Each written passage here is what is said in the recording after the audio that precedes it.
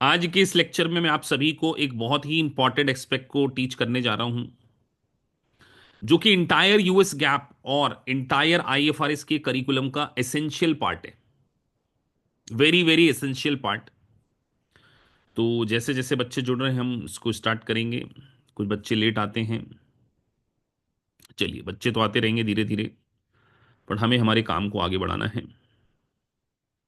आज का लेक्चर आपके लिए बहुत काम आएगा। इंटायर आईएफआरएस सिलेबस का वेरी इंपॉर्टेंट लेक्चर हम जो पढ़ने जा रहे हैं, इस लेक्चर के अंदर हम इसको आप बेसिक्स मान के चलिए कि आपको बहुत सारे अकाउंटिंग स्टैंडर्ड में इस कॉन्सेप्ट की जरूरत पड़ेगी।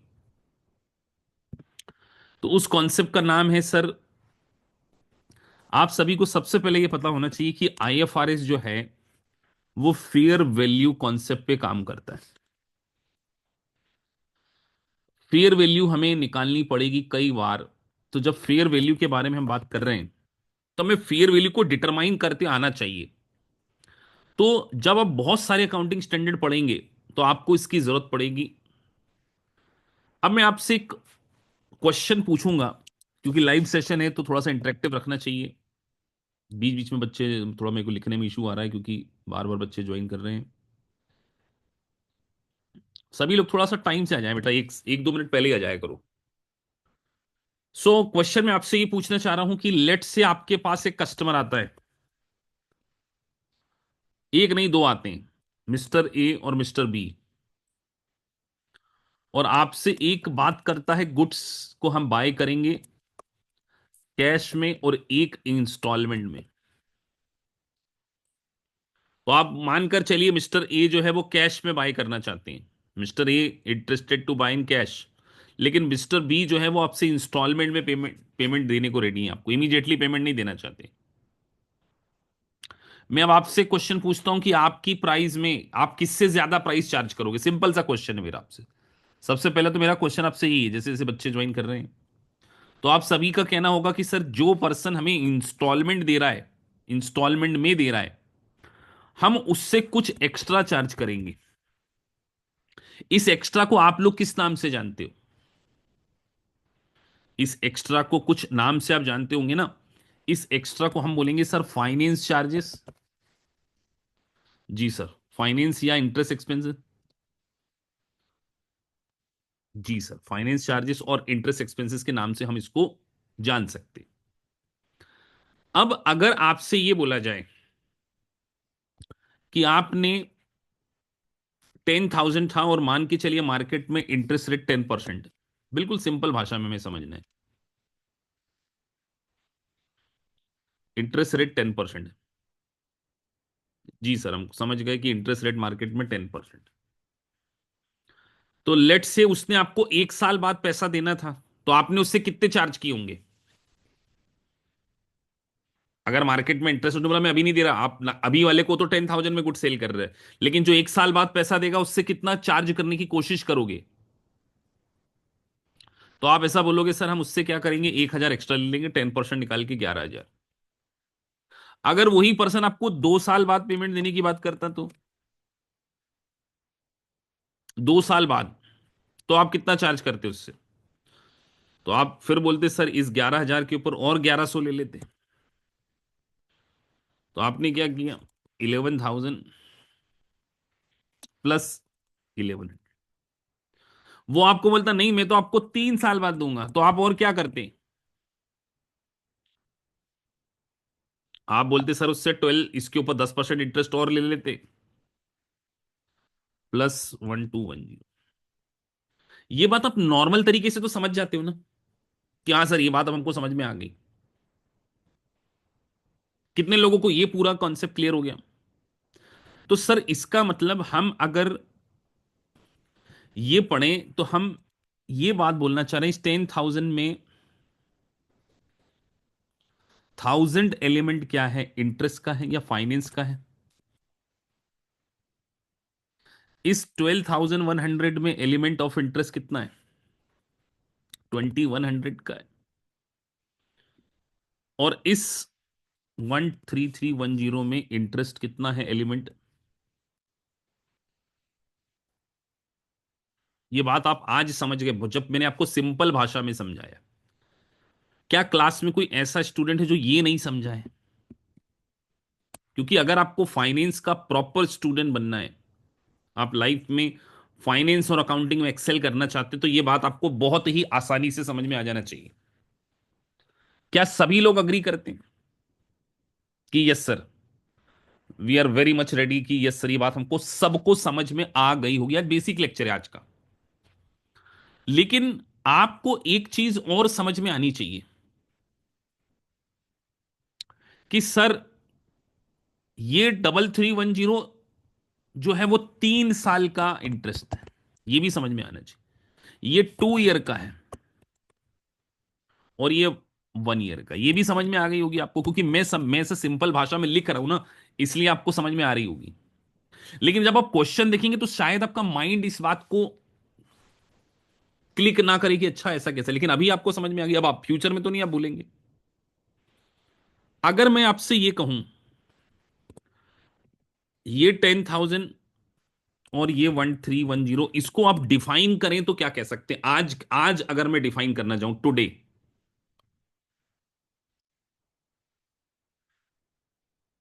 क्या इसको आप नाम देना पसंद करेंगे? कोई नाम आपके दिमाग में आता हो कि सर हम इसको इस तरीके से आइडेंटिफाई करने की कोशिश करेंगे? Can anybody in the class think like that?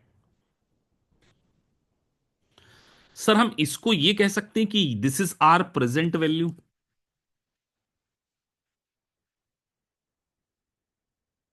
Can we see that? और it is our future value.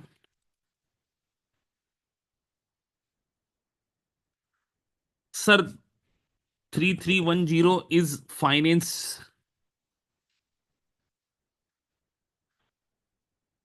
और 10,000 आपका जो लोन अमाउंट कह लीजिए या प्रिंसिपल अमाउंट। क्या ये इस बात हम अग्री कर जाते हैं?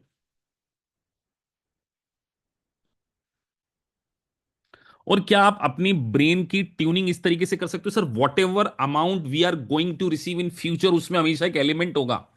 क्या एलिमेंट होगा? Whatever amount we are going to receive in future, there is one element in this. जल्दी लिखो वो एलिमेंट, क्योंकि आपको आईएफआरएस इंटरनेशनली समझना है। समझना है सबसे पहले, पास तो बाद में होता, आदमी पहले समझे तो सही। Sir whatever we are going to receive in the future, there is always one element is called interest. Time value of money, this is called what we are calling time value of money. तो आज मैं आपसे एक question और पूछ रहा हूं। एक क्वेश्चन, कोई पर्सन आपको आज पैसा दे दे या फ्यूचर में दे दे, विच इज मोर वर्दी for all of you? Simple भाषा में, ज्यादा टेक्निकल लैंग्वेज लैंग्वेज में नहीं पूछ रहा है, just asking you simple language. Sir if somebody is going to pay you today or in future, are you interested to take money today or in future? Sir definitely today we are more interested to take. Why?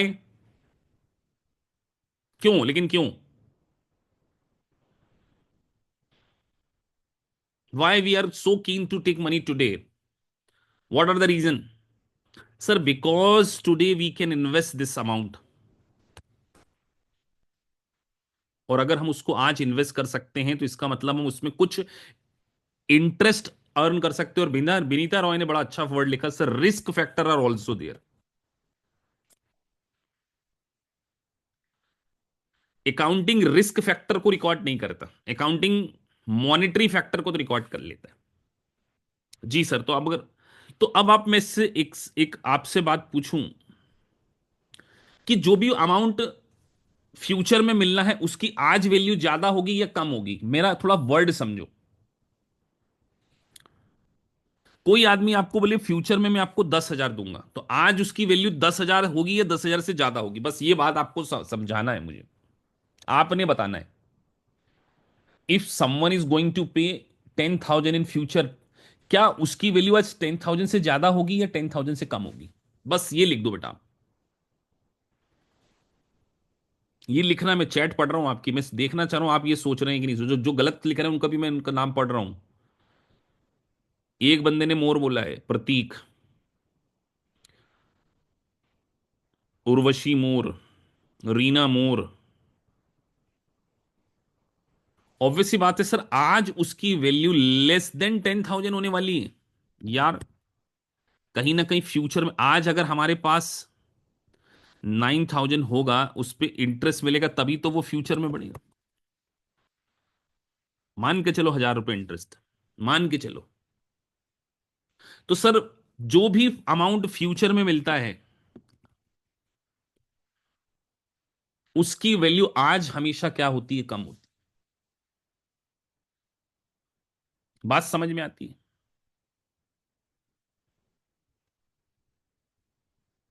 ये कितने लोगों को बात समझ में आएगी कि जो भी अमाउंट फ्यूचर में मिलेगा उसकी आज वैल्यू आज, क्योंकि सर वो फ्यूचर का 10,000 आज तो 9,000 की वैल्यू रखता है, because of the time value of money. Very simple concept but very important concept, कि whatever amount you are going to receive in future today, उसकी जो वर्थ है वो कम होगी। और हमें अगर एग्जामिनर ऐसा बोले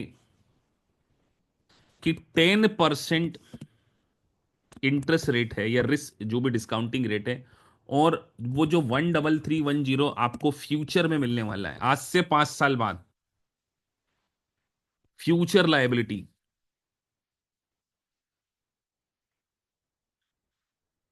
आपको आज उसको रिकॉर्ड करना है।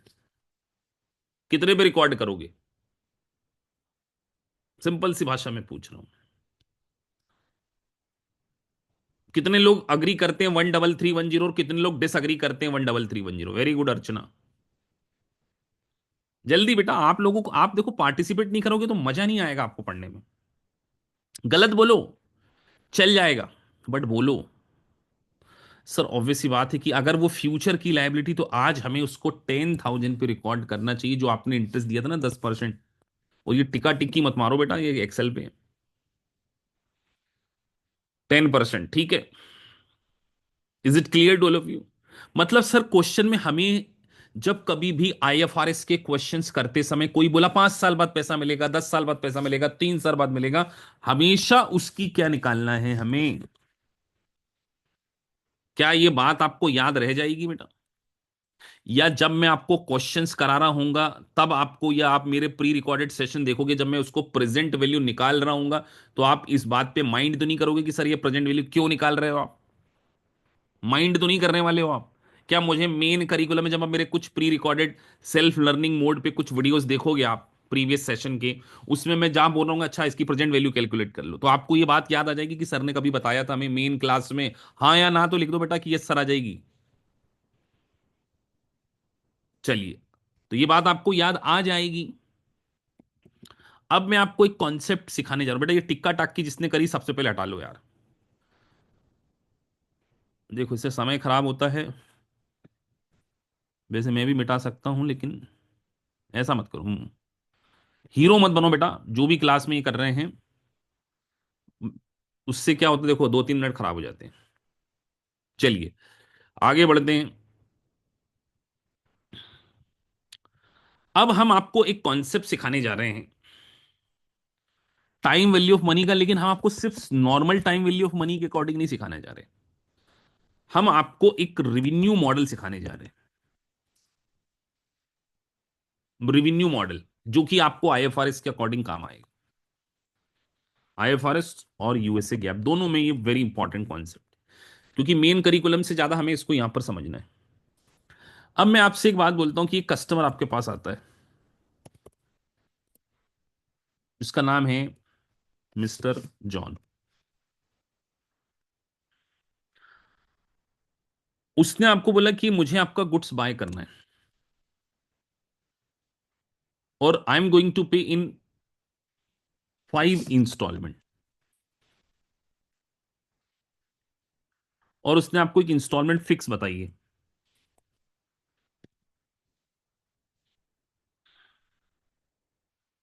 10,000, 10,000, 10,000, 10,000। जी सर। उसने हमें एक फिक्स कॉन्सेप्ट बताया कि आई एम गोइंग टू पे यू 10, 10, 10, 10, 10, 10। क्या आप सभी इस बात से अग्री करते हैं कि आपने उससे, जब उसने आपको बोला कि मैं 5 साल में दूंगा, तो आपने इस 10,000 में एक अमाउंट ऑलरेडी जोड़ लिया होगा? क्या जोड़ लिया होगा? फाइनेंस चार्ज कह लो, या फाइनेंस इनकम जोड़ ली होगी बेटा आप लोगों ने। जी सर, हमने फाइनेंस इनकम उसके अंदर एड ऑन कर ली होगी। इंटरेस्ट अमाउंट हमने उसके अंदर इंक्लूड कर लिया होगा। तो इसका मतलब सर हम ये कहें कि इस इंस्टॉलमेंट में हमारी दो प्रकार की रेवेन्यू है, रेवेन्यू प्लस फाइनेंस इनकम। कितनों को ये बात समझ में आ गई?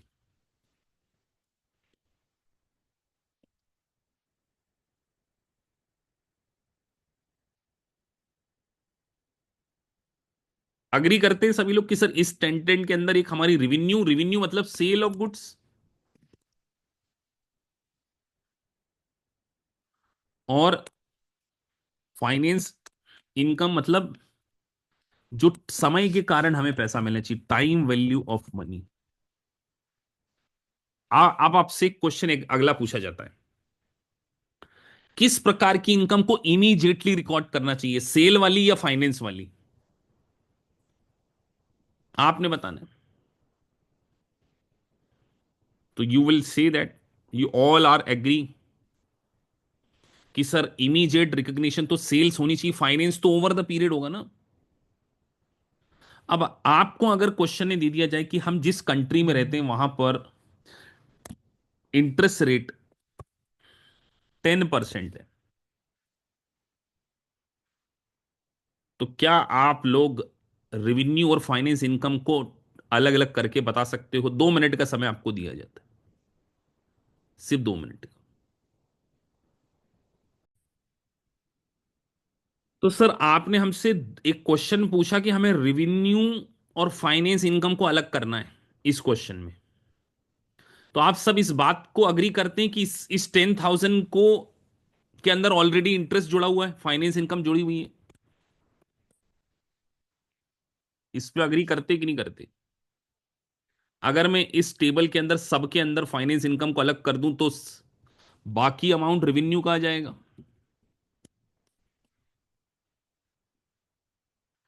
मतलब अगर मैं यहां पे रेवेन्यू को पता करना चाहता हूं तो केवल फाइनेंस इनकम। तो आपने अभी एक चीज समझी ना, एक अपने फॉर्मूला समझा थोड़ी देर पहले इसी क्लास में, future value is equal to, आपने एक इंटरेस्ट का बचपन से एक फॉर्मूला सीखा होगा, प्रेजेंट वैल्यू 1 + R। कितने लोगों को यह सिंपल सा फॉर्मूला समझ में आ गया?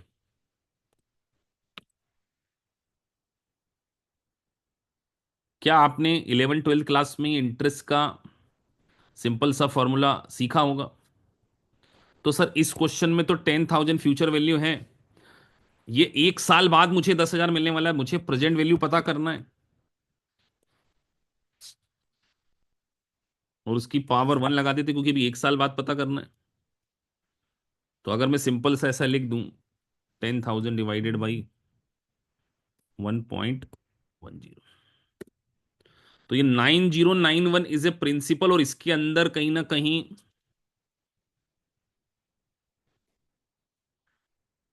909 इज फाइनेंस इनकम,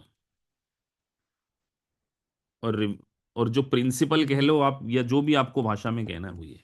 कितने लोगों को ये बात समझ में आ गई? ये छोटा सा टेबल समझना बहुत जरूरी है।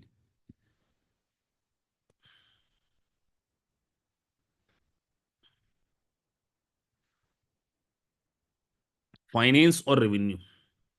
चलो, इसी फॉर्मूले में आपको दूसरा अगर निकालना हो तो सर हम यही करेंगे, 10,000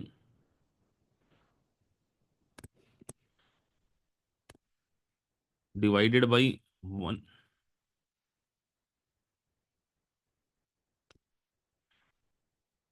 की पावर 2 कर दे।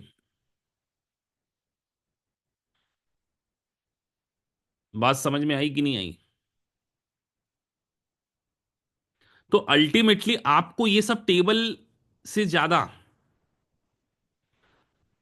एक कैलकुलेटर पर मैं सिखाने जा रहा हूं। 1/1.1012,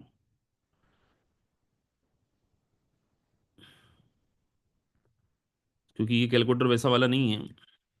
लेकिन इतना तो आप समझ गए कि पावर हम अगर यहां पर रख दें, आपने क्या किया सर, ये पावर बनाया ना आपने 10,000। देखो ये आप इस फॉर्मूले को समझो, 10,000 is equal to present value आपको निकालना है,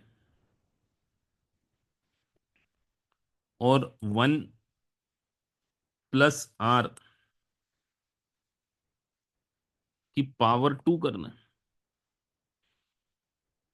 तो अल्टीमेटली ये प्रेजेंट वैल्यू चले जाएगा, तो सीधे हम यही कर रहे हैं सर।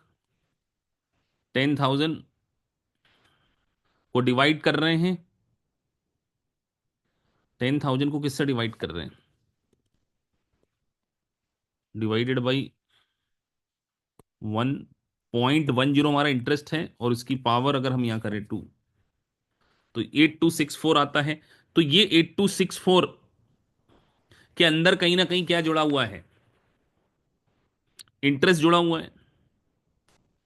क्योंकि ये 10,000, तो आप यहां से सीधे इसको लिख सकते हैं 8264। इसी को मैं अब यहां से कुछ नहीं कर रहा हूं, मैं केवल यहां पे 3 कर रहा हूं। ये 7513 हो गया। इसी को मैं यहां पर 4 कर रहा हूं, ये 6803 हो गया। और इसी को मैं यहां पर 5 कर रहा हूं, 6209 हो गया। और अगर मैंने रेवेन्यू का कर लिया, तो आप फाइनेंस तो बहुत आसानी से कर पाएंगे। 10,000 minus this equal to 10,000 minus this equal to, अब इसको मैं यहाँ पे कॉपी कर लेता हूँ, और यहाँ नहीं, वो फॉर्मूला कॉपी नहीं हुआ है। चलो अभी हम फॉर्मूला नहीं सीख रहे, वो एक्सेल की क्लास में सीखते हैं।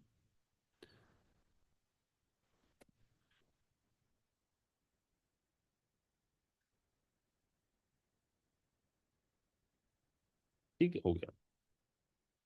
तो क्या मैं ये कह सकता हूं कि इस, अब इसका टोटल लगाओ आप, और इसका टोटल लगाओ, और फिर इन दोनों का टोटल लगाओ, दिस प्लस दिस। तो ये 50,000 आ रहा है, जो कि 5 बार मिल रहा है। तो सर हम ये कह सकते हैं कि इस 50,000 में 37 is are revenue, and this is our financing. कितनों को ये बात समझ में आ गई? वेरी इंपॉर्टेंट लेक्चर था, हमें दोनों को बाइफरकेट करना सीखना था।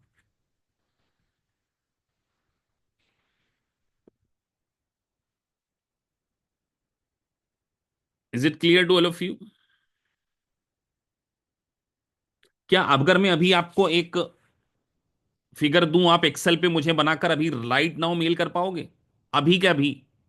Because I want to check it out, कि आपको जब इस प्रकार का क्वेश्चन है तो आपके हाथ पैर ना कांपे वहां, कि क्या करना, दिमाग दिमाग भंड ना हो जाए। Are you ready? अभी सभी लोग मुझे मेल पर भेजेंगे कितने लोग रेडी हैं कि सर मैं अभी अभी एक्सेल हम चला लेंगे 5 मिनट के अंदर। क्योंकि क्योंकि ये वाला कॉन्सेप्ट आपसे एग्जाम अगर नहीं बना तो आपको आईएफआरएस आएगा ही नहीं, ये मैं आपको लिख के दे रहा हूं, बहुत सारे आईएफआरएस में इसकी जरूरत पड़ेगी। तो सभी लोग रेडी हैं? चलिए क्वेश्चन बनाते हैं हम लोग। मैं देखना चाहता हूं कि आप लाइव इस चीज को समझ पाते हैं, यानी एग्जाम्पल यहीं पर फिर से।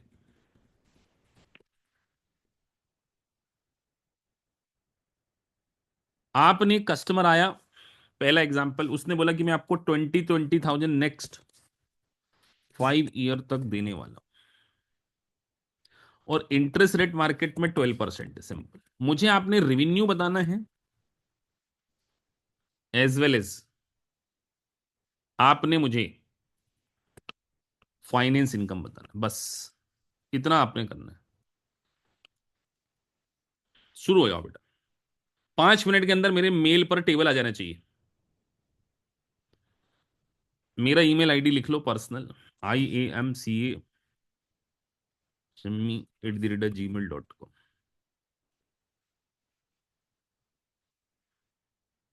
जो बच्चे रिकॉर्डिंग देखेंगे वो भी इस मेल पर मुझे भेजें, बहुत सारे बच्चे रिकॉर्डिंग देखते हैं जो लाइव क्लास में नहीं आ पा रहे हैं। ये शीट बना के मुझे चाहिए अभी, क्योंकि इसके बिना IFRS अधूरा है, ये कॉन्सेप्ट के बिना। ये क्वेश्चन है अपना। शुरू हो जाओ बेटा आप लोग। एक्सेल शीट भेजी है जिसमें है एक वरुण दीक्षित,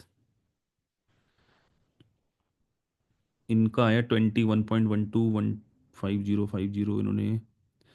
एंड में आंसर हम चेक करेंगे, उसके बाद फाइनेंस चार्जेस और इंस्टॉलमेंट 10 20 21 लाख। चलिए, तो कुछ बच्चों ने कोशिश की, जिन लोगों ने कोशिश की उनके हम देख रहे हैं। रेवेन्यू 17857,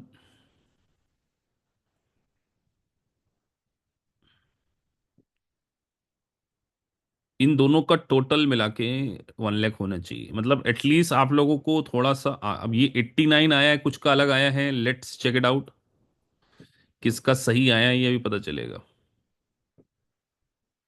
तो जिन बच्चों ने कोशिश की है,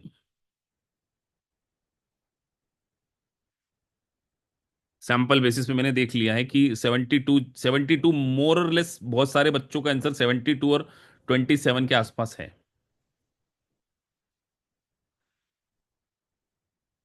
72095, तो ये मुझे सही दिख रहे हैं, मतलब इन लोगों का हाथ बैठ गया अब कहीं ना कहीं। प्रीतम, क्या भेजा तुमने? 72 095, ठीक है। तो इन लोगों का, जिन लोगों ने भेज दिया है उन लोगों का कहीं ना कहीं हाथ तो बैठ गया है। ये हाथ बैठाना बहुत जरूरी है, क्योंकि आपको आगे इसे शेड्यूल बनाने पड़ेंगे। 1 2 3 4 5।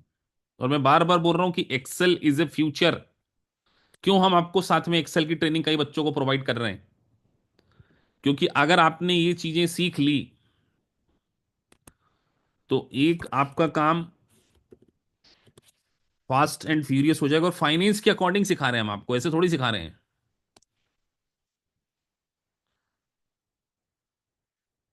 फाइनेंस तो सर ये तो 2020 था।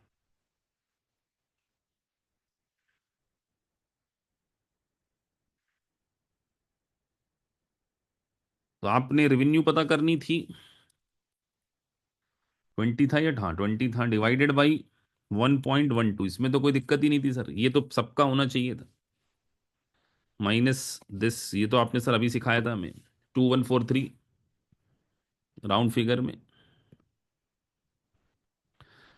यहां क्या करना है, दिस डिवाइडेड बाई, यहां ब्रैकेट लगाना है, 1.12 की पावर 2 कर दो, ये हो जाता।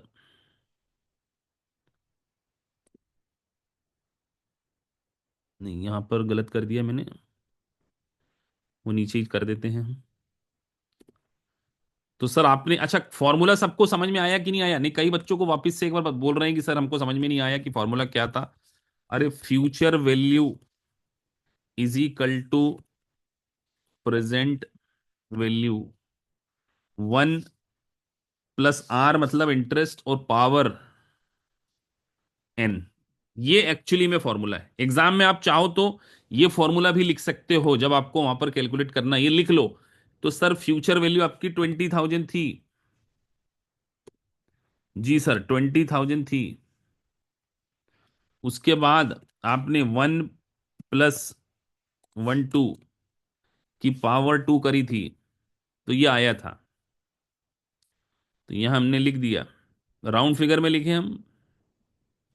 और नहीं ज्यादा लिखना तो इक्वल टू दबा के ये कर दो, ऑटोमेटिकली वहां वो आ जाएगा, ठीक है। अब यहां पर अगर आपने फिर, यहां अगर मैं 3 कर दूंगा तो वो भी चेंज हो जाएगा, क्योंकि फॉर्मूला लगा। कई बार बच्चे गलती से कर जाते हैं एग्जाम में, ये मत करना, क्योंकि यहां आपने अगर इक्वल टू दबा दिया तो वो भी चेंज हो जाएगा। ये भी ध्यान रखना है, ठीक है। मैं इसको 2 ही कर रहा हूं, ठीक है। तो मैं इसको हाथ से लिख दूंगा, 15,943। ठीक है सर, राउंड फिगर में आप लिख रहे हैं। यहां आप 3 करोगे तो 14, 235। यहाँ आप 4 करोगे तो 12710। ठीक है सर। और ये एक्सेल पे ही करना है क्योंकि एग्जाम में कंप्यूटर पे एग्जाम होने वाली है। तो वहां पर अगर आप कैलकुलेटर वगैरह वो चलाने की कोशिश करते फिरोगे तो दिक्कत आपको आ जाएगी।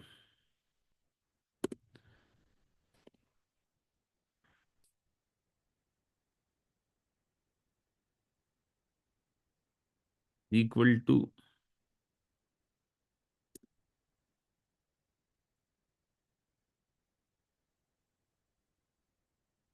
तो इसका लगा दो टोटल,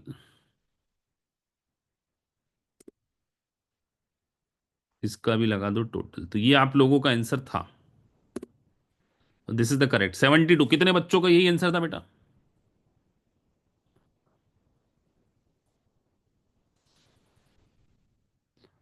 कंसेप्ट समझना बहुत ज्यादा इंपॉर्टेंट है कि ये क्यों कर रहे हैं। ये मैंने देखो ये पूरी भूमिका बना के समझाया, मैं अभी आपको डायरेक्ट कैलकुलेशन नहीं समझाया। आप सोचो बेटा, आपको किसी कंपनी के फाइनेंशियल स्टेटमेंट में एक इंपॉर्टेंट चीज रीड करना आ गई, फाइनेंस इनकम और रेवेन्यू इनकम। अब आप सोचो कि अगर आप किसी कंपनी की अच्छी पोजीशन पे बैठे हो तो ये लोन अमोर्टाइजेशन शेड्यूल देखना आपको आ गया। देखा जाए तो ये लोन ही है। आप सोचो सर, ये आपने तो रेवेन्यू बताया, मैं लोन के रूप में भी बता सकता था इसको। आज सोचो कि एक कस्टमर ने आपसे लोन लिया है और वो हर साल आपको 2020 पे कर रहा है। तो ये क्या है? क्या इसको सिर्फ रेवेन्यू माने? ये प्रिंसिपल हो सकता है और ये आपकी इंटरेस्ट इनकम हो सकती है। आप बताइए, आप किसी लीजिंग कंपनी में, फाइनेंस कंपनी में जाते तो आप ये ट्रांजेक्शन देख सकते हैं तो समझ जाएंगे कि क्या हो रहा है। 20,000 में से प्रिंसिपल इतना है, इतनी इंटरेस्ट इनकम है। तो आप अगर एक अच्छे अकाउंटेंट हैं तो आपको प्रिंसिपल रिसीव करने की जनरल एंट्री भी अभी बताना चाहिए। अगर मानकर चलो आपने किसी कंपनी में लोन दिया होता, लोन अकाउंटिंग आ गई, आपको जरा एंट्री लिखो। आपने क्या एंट्री पास करना है पहले साल में? आपने किसी को लोन दिया था, वो आपका पैसा प्रिंसिपल और इंटरेस्ट वापस कर रहा है, जनरल एंट्री। मैं आपको अच्छा अकाउंटेंट भी बनाना चाह रहा हूं। फटाफट जनरल एंट्री लिखो पहले साल की। देखता हूं कि आप लिख पाते हैं कि नहीं लिख पाते।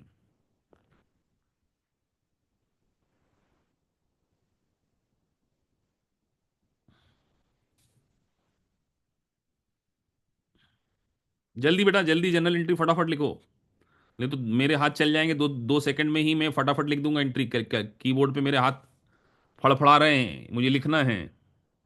जनरल एंट्री, मैंने बोला कि आपको इन्वेस्टमेंट आपने कहीं किया था, आपने किसी को लोन दिया था, वो आपका पैसा वापस कर रहा, आप जनरल एंट्री नहीं बता पा रहे। बैंक टू लोन, ओहो हो, बैंक टू रेवेन्यू। ना ना ना ना ना ना, क्या आप में से कोई ये एंट्री नहीं पास कर पाता कि सर बैंक में पैसा आया है, बैंक अकाउंट डेबिट। अगर हमने 20,000 टू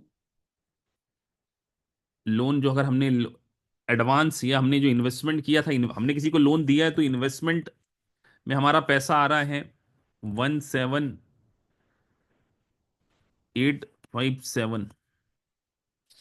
ये वाला जो अमाउंट है ये लिख रहा हूं मैं।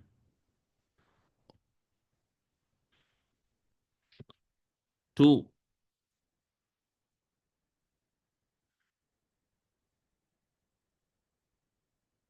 ठीक है, समझ में आया? अगर आपने किसी को लोन दिया होता, बात समझ में आ गई? Is it clear? Loan account. अब आप सोचो, अब आप ढंग के अकाउंटेंट नहीं हो आज की डेट में, और यू आर थिंकिंग आप किसी कंपनी की अकाउंटिंग के सिस्टम को पूरी तरीके से गड़बड़ा दोगे अगर आप इस तरीके से अकाउंटिंग करोगे तो। सोचो, कंपनी के अकाउंट में इंटरेस्ट इनकम आ रही है और ना जाने आप bank account debit to loan account लिख रहे हो, कहीं इंटरेस्ट अकाउंट डेबिट खर्चा मान रहे हो उसको, अभय कुमार। तो अब आपको समझ में आएगा कि आप लोगों को तरक्की क्यों नहीं मिल रही है, कि आपको अकाउंटिंग ढंग से नहीं आ रही है। बैंक पे पैसा आ रहा है 20,000, इन्वेस्टमेंट कम हो रहा। चलो अगर मैंने ये लोन दिया होता तब जनरल एंट्री क्या होती? अगर मैंने किसी को, ये तो मैंने दिया है, अगर मैंने लिया होता, अगर मैं बोरोअर, बोरोअर के पॉइंट ऑफ व्यू से सेम एंट्री आपसे पूछता हूं तो आप बताएंगे बेटा रिवर्स करके जनरल एंट्री बता दो, इतना बोल दिया मैंने, फिर क्या पास करते आप एंट्री? जल्दी। सर बोरोवर के पॉइंट ऑफ व्यू से क्या करना है, फिर हमने लोन लायबिलिटी को डेबिट करना है। Loan account debit, interest expenses account debit to bank. तो आप गलत अकाउंट हिट कर रहे हैं। जिस कंपनी में अगर आप काम करेंगे उस कंपनी के गलत अकाउंट को हिट कर देंगे, अगर ये आप एंट्री पास करके बैठ जाएंगे तो। और एक गलत एंट्री करोगे तो आप फाइनेंस कैसे करोगे वो। और आईएफआरएस तो आपके लिए सीढ़ी हो सकता है आगे फर्दर अपने आप को अपग्रेड करने के लिए। अमिताभ बच्चन का डायलॉग है ना, सीखना बंद तो जीतना बंद। आप हो सकता है बड़े कोर्स करने के सपने देख रहे हो, और आप हो सकता है ना आप में से कुछ लोग इन फ्यूचर में सीपीए वगैरह करें करें, तो आपकी अकाउंटिंग सुपर स्ट्रांग होनी चाहिए। If you really want to excel in commerce field में, आपको दो बात बोल के जा रहा हूं बेटा, अपनी जिंदगी में दो चीजों को स्ट्रांग कर लो, एक अकाउंटिंग स्किल या टैक्सेशन की स्किल। अगर आपको अकाउंटिंग नहीं अच्छे से आ रही, मैं आज आपको बोल रहा हूं, don't take it other sense, छोड़ दो अकाउंटिंग अगर आपका मन है। अगर आप इस लेवल पे नहीं पहुंच सकते तो आप कभी भी 2 लाख पर मंथ पर नहीं पहुंच पाओगे। अगर आपको आज का लेक्चर समझ में नहीं आया, फिर आप अकाउंटिंग में अपना करियर अजमाओ टैक्सेशन में। यहां पे होते प्रोविजन। सर हमको ये दोनों ही पसंद नहीं आया, तो आपके लिए एक करियर और है, ऑडिट। एक सीआई, एक जिसको थ्योरी पसंद, देखो अपने करियर को थोड़ा सा शेप में देना बहुत जरूरी होता है। सीआई एक होता है सर्टिफाइड इंटरनल ऑडिटिंग। अकाउंटिंग के लिए आपके लिए सबसे बेस्ट कोर्स जो आप अभी कर रहे हो आईएफआरएस, फ्यूचर में मैं आपको सजेस्ट करूंगा गो फॉर यूएससीपी। जब once you will establish in your career, ये आपका मंजिल होनी चाहिए, ये आपकी पहली स्टेप है। अगर आप आईएफआरएस पास करोगे तो आप यूएससीपी हो। लेकिन सर हमारा अकाउंटिंग में इंटरेस्ट ही नहीं आ रहा, छोड़ दो बेटा, क्लास में बोल रहा हूं मैं। लेकिन मुझे बताओ, क्या आज के लेक्चर में आपने कुछ टेक्निकल चीज सीखी कि नहीं सीखी? क्या ऐसा कभी सोचा था आपने? कुछ ऐसा वैल्यू एडिशन हुआ, या हमने केवल फालतू बातें करी आज? कि सर हमने फाइनेंस में देखो प्रिंसिपल और इंटरेस्ट को डेफिनेटली डिफरेंशिएट करना सीखा, और ये बहुत ही बेसिक लेवल का लेक्चर है। आप सोचिए 4-5 लेक्चर हम लोगों ने अभी पढ़े ईपीएस में, हम किस लेवल पर पहुंचे हैं। हमें उस, आप अगर पहले लेक्चर से देखें, 5 लेक्चर्स हुए, ज़्यादा नहीं है, 5-6 लेक्चर हो गए होंगे हमारे। तो मैं आपको यही समझा रहा हूँ कि अभी जस्ट शुरुआत है, अभी हम बिल्कुल बेसिक लेवल पे। कितने बच्चों ने मॉक टेस्ट दे दिया बेटा? अपना अपना स्कोर लिखो चैट बॉक्स में।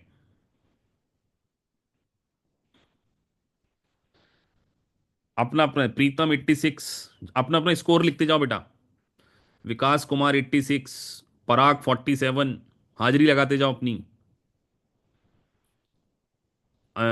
जिनका क्रेडेंशियल है 60, Rishikesh, Reena 40, Ajay 40, M F Hussain 100%, logical clear बेटा 100%। एम हुसैन अगर 100% ला के आ गए तो मजा आ गया मेरे को यार। सारिका 33। बाकी सब क्या, किस चीज का इंतजार कर रहे हैं? 46 एमडी आरिफ। और बाकी सब क्या कर रहे हैं, किसका इंतजार कर रहे हैं? मन्नू कुमार 88। अरे मैं आप लोगों के नाम इसलिए तो थोड़ा आइडेंटिफाई कर जाऊं फ्यूचर में आप लोगों को। Kiran, this is your first day Kiran? अच्छा फर्स्ट डे क्लास है सर, ओके। 4-5 लेक्चर पुराने देखने पड़ेंगे। Mukesh first day.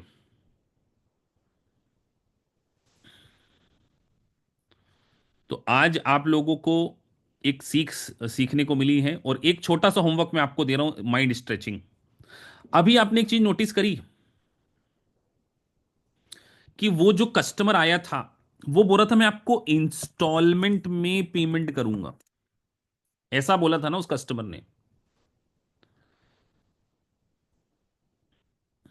अगर वो कस्टमर बोले मैं end of the 5th year करूंगा,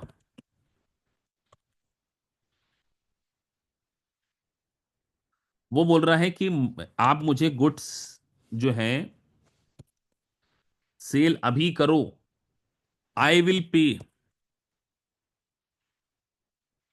आफ्टर 5 ईयर, 20,000 रुपीज। और इंटरेस्ट रेट 12%। एक होमवर्क आप लोगों के लिए छोटा सा, कल इसका आंसर बताऊंगा मैं आपको, कल हमारी क्लास है ना, यस। और आगे बढ़ेंगे हम, क्योंकि अब हम जो शुरू करेंगे IFRS 15 शुरू करने वाले हैं, रेवेन्यू रिकॉग्निशन, तो उसकी भूमिका बना रहा हूं मैं। क्या कोई स्टूडेंट ये बात बता सकता है कि सर इसमें रेवेन्यू टोटल कितने आने वाली है? मतलब इंटरेस्ट 1 साल का होगा, 2 साल का होगा, या 5 साल का होगा? बस इतना बता दो बेटा। 1 2 3 4 5, 5 ईयर का होगा। तो आपको दो काम करना है। सबसे पहला काम तो सिर्फ यही करना है, एक रेवेन्यू बताना है कि रेवेन्यू कितनी होनी चाहिए, और सेकंड आपको बताना है कि सर फाइनेंस इनकम कितनी। रेवेन्यू एंड फाइनेंस इनकम, ये दोनों चीजें आपको कल के लेक्चर में, एक बार लिख लो बेटा, कल के लेक्चर से पहले ये करके आनी है। उसके बाद आपको कुछ टास्क दिए जाएंगे, और टाइम वैल्यू ऑफ मनी से रिलेटेड कल का लेक्चर 15 से 20 मिनट आपका टाइम वैल्यू ऑफ मनी से रिलेटेड होगा, और इसके कुछ एमसीक्यूज आपको कराएंगे। और जिन बच्चों से वो LMS के मल्टीपल चॉइस क्वेश्चन नहीं बन रहे, उनको वो भी हम क्या है कराने वाले। Getting my point? चलिए, तो मिलते हैं आपसे नेक्स्ट सेशन में। इसको आप मुझे करके भेजना।